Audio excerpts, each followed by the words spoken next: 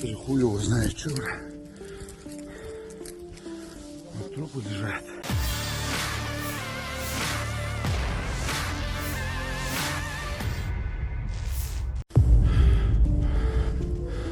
Что пиздец.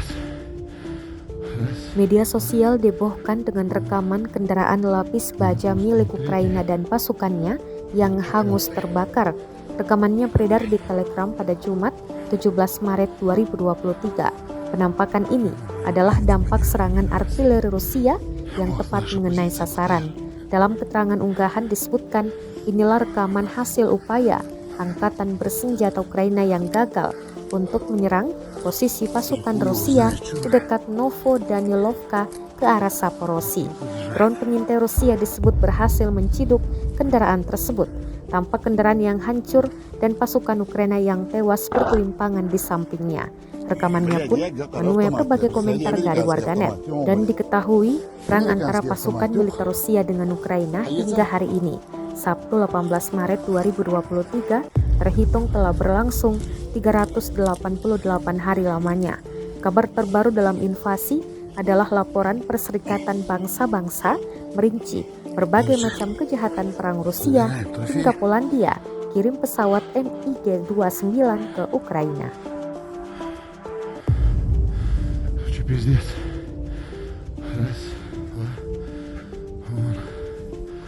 Наверху стоит третий. Вот четвертый.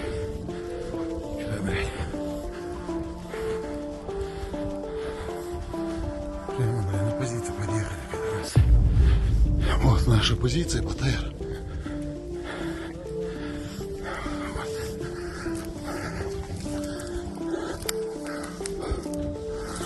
Ты хуй его знает, что, бля. Вот трупы лежат.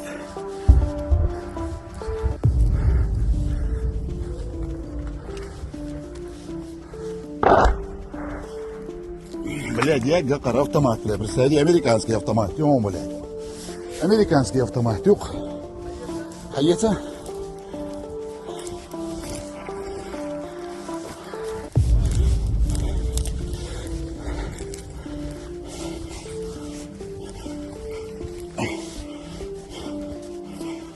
Короче, набираем трофей.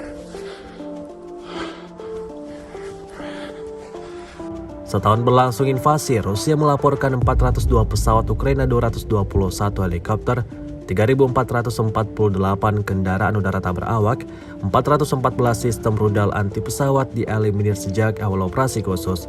Dari kubu Kiev, Kementerian Pertahanan Ukraina melaporkan 760 tentara Rusia dieliminir dalam 24 jam terakhir. Total 163.320 prajurit Rusia meninggal sejak awal konflik hingga hari ke-387.